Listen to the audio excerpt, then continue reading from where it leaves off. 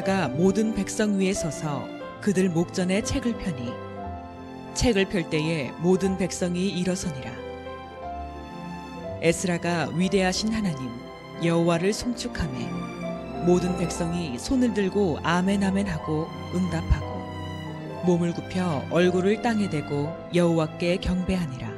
예수아와 바니와 세레비아와 야민과 악굽과 사브대와 호디야와 마아세야와 그리다와 아사레와 요사밧과 하난과 블라야와 레위 사람들은 백성이 제자리에 서 있는 동안 그들에게 율법을 깨닫게 하였는데 하나님의 율법책을 낭독하고 그 뜻을 해석하여 백성에게 그 낭독하는 것을 다 깨닫게 하니 백성이 율법의 말씀을 듣고 다 우는지라. 총독 느헤미야와 제사장 겸 학사 에스라와 백성을 가르치는 레위 사람들이 모든 백성에게 이르기를 오늘은 너희 하나님 여호와의 성일이니 슬퍼하지 말며 울지 말라 하고. 새해를 들어가면서 어떤 결심들을 했는지요. 저도 이제 새해가 시작하면서 몇 가지 결심을 좀 했어요. 그래서 이제 써놓고서 하고 있는데 새해에는 성경을 더 많이 읽겠다 이런 생각을 더 많이 했습니다. 새벽 시간을 더 많이 확보해서 원자료인 성경 그 자체를 더 많이 읽어내는 그런 시간을 좀 가져야 되겠다고 결단을 했어요. 살다 보면 이제 세컨다리 이제 2차 자료들을 주로 많이 보거든요. 그러다 보면 원자료가 때로는 인용으로 쓸 때가 있습니다. 그래서 이거는 뭔가 좀 주제가 좀 바뀌었다. 그래서 새해에는 원자료인 성경 그 자체를 읽어내고 또 성경을 통해서 직접 말씀을 더 많이 느끼고 그런 시간을 가져야 되겠다고 하면서 요즘 열심히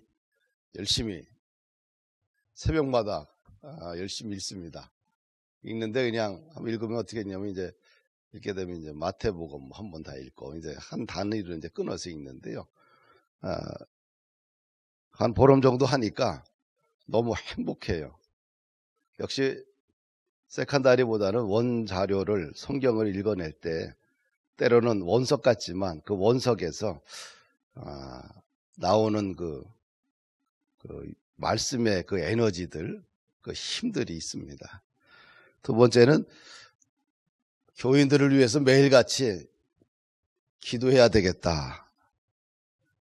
목회자가 성도들에게 주어야 될 가장 큰 사명과 책임이 뭘까라는 생각을 갖다가 하루도 빠지지 말고 목회자가 성도를 위해서 기도해야 되겠다.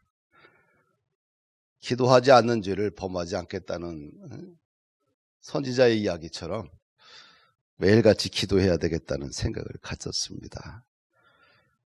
기도하지 않고는 하늘 창고문을 열 수가 없잖아요.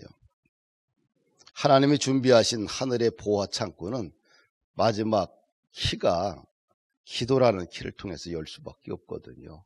그것이 하나님이 만드신 방법입니다. 세 번째는 내가 믿는 예수님을 전하는 일을 게을리지 하지 않겠다. 코로나 이후에 한국교회의 상황들은 뭐 이야기하지 않아도 대부분 다 잘 압니다. 그럼 어떻게 해야 될 것인가? 만나는 모든 사람들에게 예수님을 전해야 되겠다. 그래서 매일같이 누군가 한 사람에게는 반드시 복음을 전하고 만나는 사람들에게 예수님의 이야기를 함께 나누는 시간들을 가져야겠다고 결심하고 그렇게 살아가고 있습니다. 그 다음에 네 번째 이런 생각을 하나님 나라의 확장을 위해서 비즈니스 미션을 좀 잘할 수 있도록 좀 성도들을 뒤에서 뒷받침을 좀 잘 해줘야 되겠다.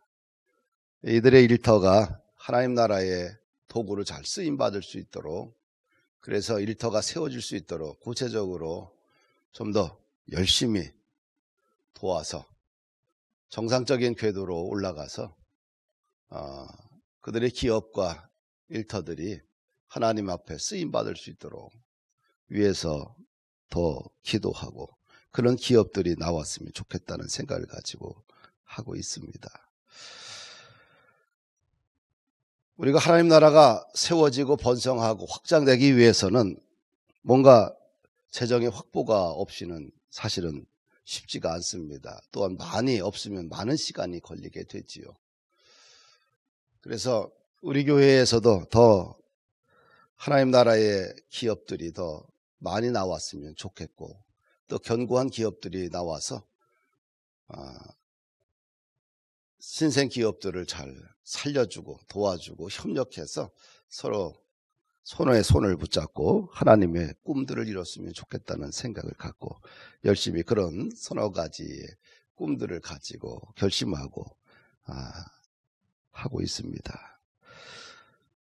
요즘 많은 사람들이 새해를 시작하면서 구체적인 이제 삶의 목표를 이제 세우잖아요. 이 비전이라는 것은 생의 의미를 찾아가는 거룩한 작업이거든요. 그래서 새해가 시작을 해서 새로운 마음을 가지고 새로운 꿈을 가지고 새로운 목표를 향해서 우리가 달려간다는 것은 참 축복입니다. 생의 거룩한 의미를 찾아가는 아름다운 작업들이겠지요. 그래서 목표를 갖는다는 것은 너무 행복한 일입니다. 많은 사람들이 당신의 목표가 무엇입니까? 라고 이야기하면 대부분 이런 얘기를 많이 해요. 건강하게 사는 것, 행복하게 사는 것, 안전하게 사는 것, 편안하게 사는 것. 또 최근 몇 년 사이에 우리 사회에 등장하는 용어들 중에 보면은 욜로나 소확행이라는 이야기들을 많이 합니다. 욜로라는 말은 현재 자신의 행복을 찾아가는 가장 소중한 시간들을 이야기하죠. 현재 자신의 행복에 가장 방점이 있는 거죠. 행복이라는 단어예요. 미래라는 단어가 아니라 그냥 현재 지금 내가 행복을 찾아가는 것. 또한 소확행이라는 말은 작지만 확실한 행복만 추구하겠다. 근데 이것이 오늘 우리 시대를 대변하는 하나의 신조어들입니다. 근데 인생은 이것보다 훨씬 더 의미 있다는 거지요. 그냥 작고 소소한 행복, 현재를 살아내는 그냥 건강한 가치, 그 이상의 의미가 사실은 우리 인생에 있지요. 어떤 분이 이런 얘기를 했어요. 항구에 정박되어 있는 배는 안전하다. 그러나 그것이 배의 존재 이유는 아니다라고 이야기했습니다. 그래서 믿음의 사람들의 삶의 방정식은 세상 사람들과는 좀 달라야 되지 않겠는가. 예수님이 왜 우리를 위해서 십자가에 죽으셨는가. 그분이 단지 우리가 그냥 편안하게 살고 건강하게 살고 그냥 행복하게 살고 안전하게 살고 단순하게 그것만을 위해서 예수님이 십자가에 죽으시고 하나님이 독생자 아들 이 땅에 보내주시고 스스로 십자가를 지셨을까? 우리에게는 그 이상의 의미가 있다는 것이지요. 뭔가 치열하게 살아내야 될 사명이 필요하다는 겁니다.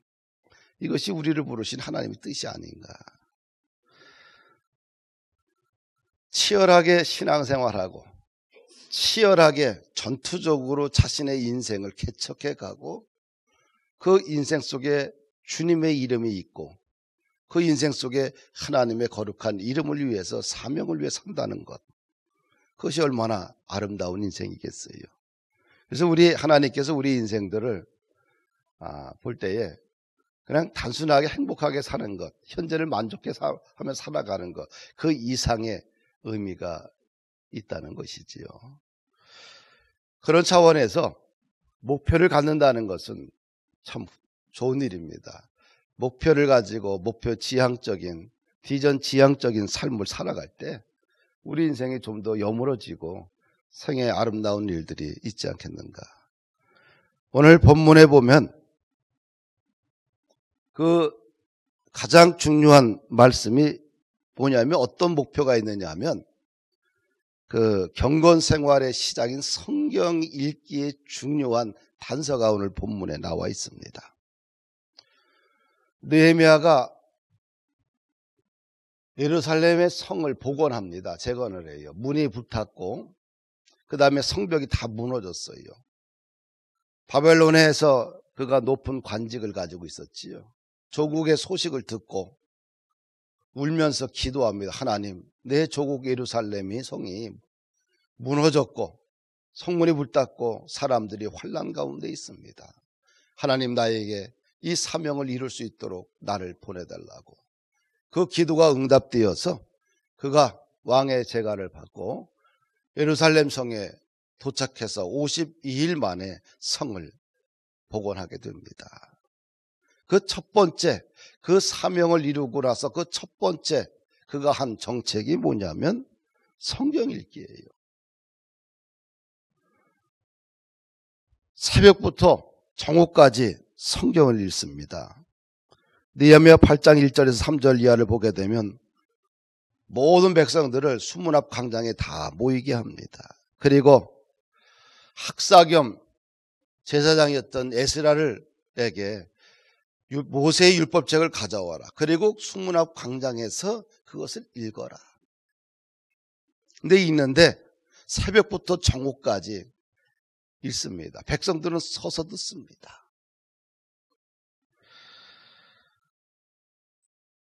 우리가 새해를 시작하면서 새롭게 우리의 마음을 가다듬고 어떤 변화를 추구하는 데 있어서 가장 중요한 첫 번째 해야 될 것이 어디서부터 시작해야 되느냐.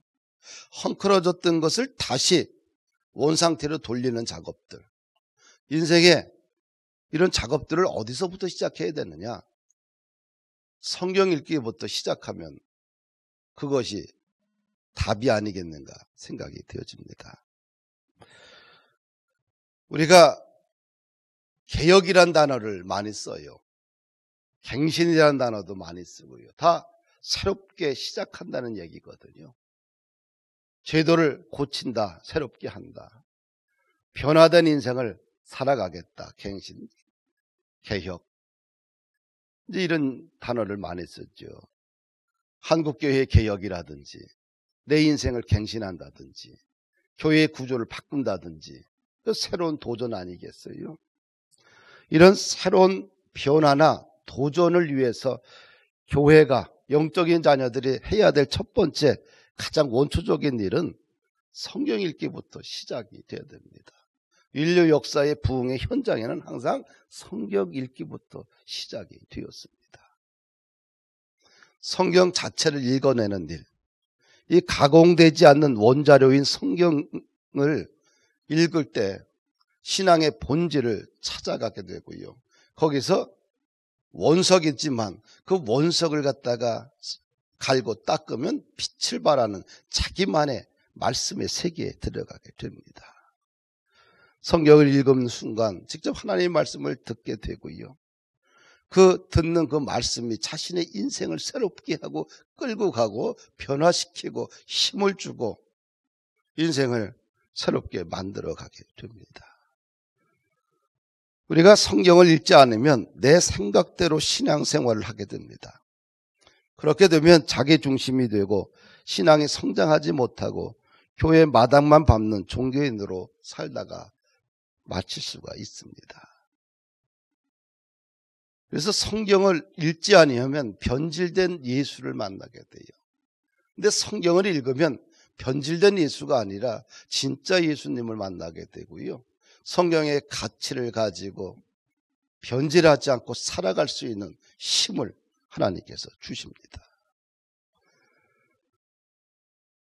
제사장 에스라가 나무 강단에 올라가서 말씀을 읽을 때 백성들의 행동을 보면 5절 6절 이렇게 나와 있어요. 에스라가 모든 백성 위에 서서 그들 목전에 책을 펴니 책을 펼 때에 모든 백성이 일어서니라. 에스라가 위대하신 하나님 여호와를 송축하며 모든 백성이 손을 들고 아멘 아멘 하고 응답하고 몸을 굽혀 얼굴을 땅에 대고 여호와께 경배하니라. 이 성경 읽을 때의 백성들의 모습이 참 아름답습니다. 느헤미야가 성벽을 재건하고 나서 첫 번째 사명을 완성하고 나서 첫 번째 한 행동이 성경 읽기고요. 그 다음에 성경을 읽으면서 백성들에게 알지 못하는 것을, 깨닫지 못하는 것을 이해시키는 일을 합니다.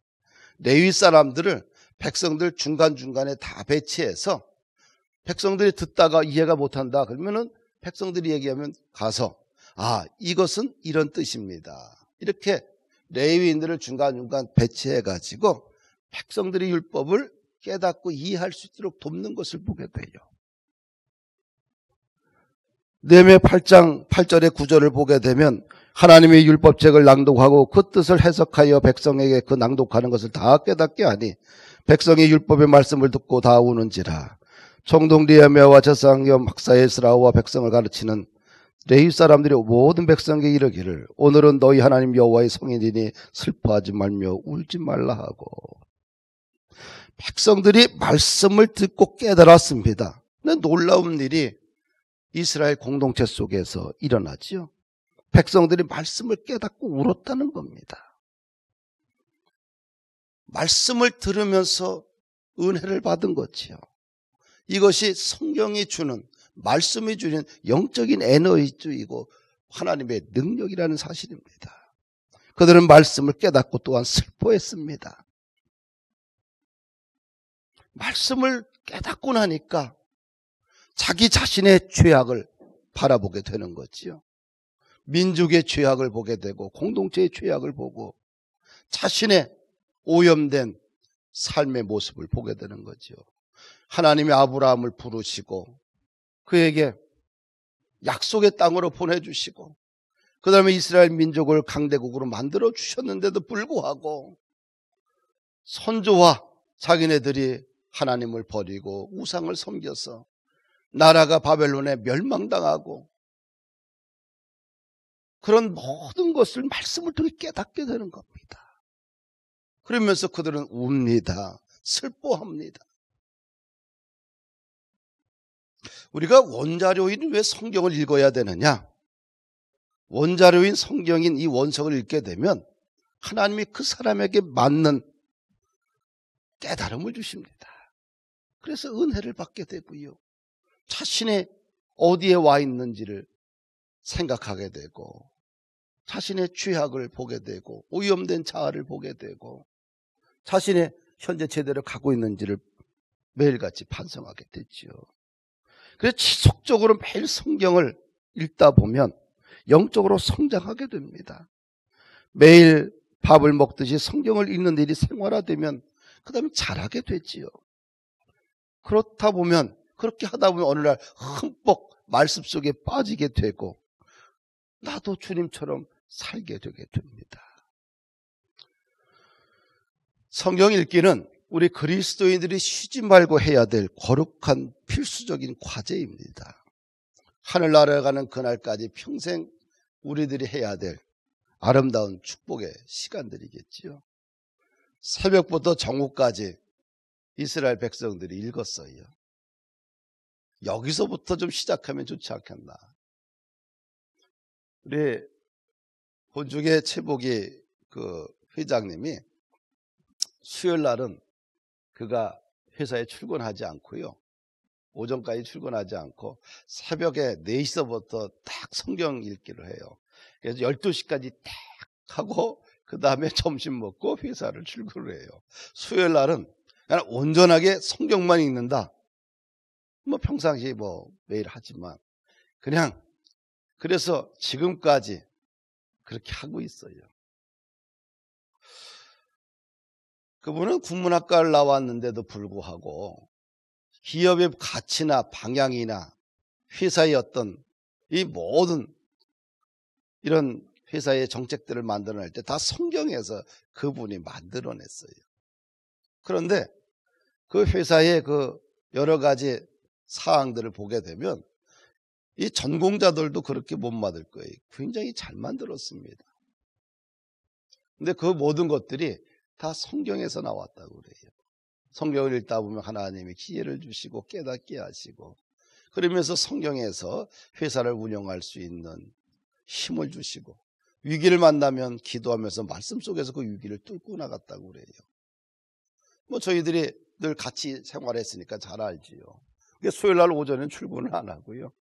하루 종일 지금도 성경을 읽어요. 그리고 1년간 그가 세사일을 딱 손 놓고 뭐만 했느냐? 성경만 읽고 회사 출근하죠. 성경만 읽고 안식년을 갔는데 성경만 읽고 오후 시간에 그 다음에 피트니스 가서 운동하고 그 다음에 글 쓰고 새벽부터 오전까지는 성경만 읽고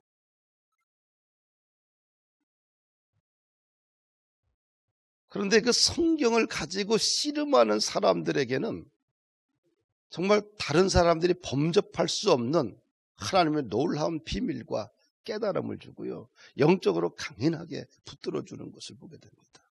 성경과 한 몸이 되게 되면 그냥 사명의 사람이 되지요.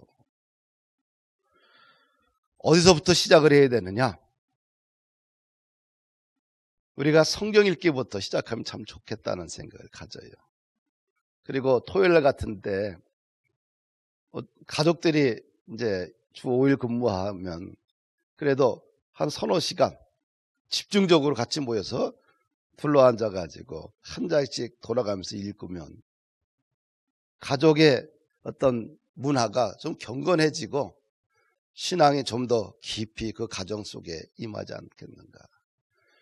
과거에 방학 때만 되면 이제 딸이 이제 중국에서 공부하다 보니까 평상시 못 만나잖아요. 방학이 되면 저녁마다 8시에 딱 앉아가지고 2시간씩 이제 사택에서 이제 성경을 읽어요. 돌아가면서. 그때는 이제 쉬운 쪽이 안 되고 이제 좀 어려운 부분들, 계시록, 로마서, 히브리서, 구약에는 예언서들. 이제 돌아가면서 이제 다 읽고 나서 이야기를 해요. 그럼 내가 이제 마지막 정리해주고. 왜 그러냐면 가족이 한 군데 살지 못하잖아요. 한 아이는 학교 기숙사가 있고 한 아이는 중국가 있고 만날 수 있는 시간이 방학 때밖에 없어요. 그럼 방학 때가 딱 되면 하루에 2시간씩 사택에서 뚱 앉아서 성경을 읽어요. 읽고 그 다음에 자기가 이해한 이야기를 하게 되고 그러면 이것이 아이들의 성장을 6개월 동안 이 아이들이 어떻게 삶의 자리에서 성장했는지를 그들의 언어를 통해서 직감하게 되고요. 또 성경을 그들이 어떻게 이해하는지를 알게 되게 되고요. 또 아이들의 영적인 또 수준과 또 아이들이 어떻게 하나님을 사랑하는지 알게 되지요. 근데 너무 그 시절이 행복했던 것 같아요. 우리가 사명을 위해서 우리가 살아가야 되는데 첫 번째는 우리가 여기서부터 시작하면 좋지 않겠나. 성경을 좀 원자료인 성경을 읽어가는 것부터 가족이 좀 함께하고 그러면 그 속에서 하나님의 역사가 여러분들의 가정과 일터와 또 인생 가운데 분명하게 깨닫게 하시고 또 자라게 하시고 그리고 하나님께서 날마다 말씀해 주시고 무엇보다 가슴이 뜨겁게 불타는 것을 느끼게 됩니다. 촛불이 꺼지지 않듯이 내 심령 속에 촛불이 늘 불타오르고 있으면 가슴이 뜨거워져요. 어떤 상황과 환경 앞에서도 좌절하지 않고요. 행복하게 감사하며 웃으며 극복할 수 있는 힘과 에너지를 하나님의 말씀에서 주십니다. 성경 읽기를 잘하는 그런 여러분들과 저가 되기를 주의 이름으로 부탁을 드리겠습니다. 기도하십시다. 하나님, 감사와 찬양과 영광을 올려드립니다. 우리 신앙의 ABC의 첫 번째 출발점은 성경 읽기와 그 다음에 기도, 이것을 놓치고 나서는 신앙의 성장이나 성숙이나 새로움이 일어나지 않습니다. 지금은 변화가 필요한 시대입니다.